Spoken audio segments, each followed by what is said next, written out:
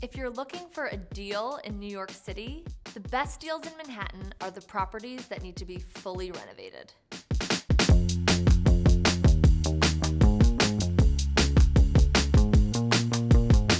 Renovating can be a major headache, which is why these apartments can be such great deals. But renovating can be super fun because you get to choose everything yourself. You get to choose the finishes, the materials. You can literally create your dream home from scratch. Here are some things to consider when starting your renovation. A good place to start is to look at other units in the building that have been renovated. It's good to note that before you start ripping out any walls,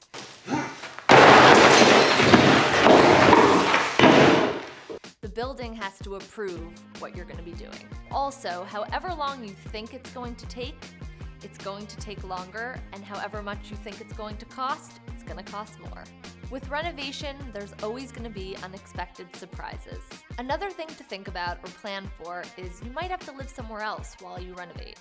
So be prepared to pay 2 rents. But with all of that said, you're going to move into a new, beautiful home and be so proud of all the choices you made.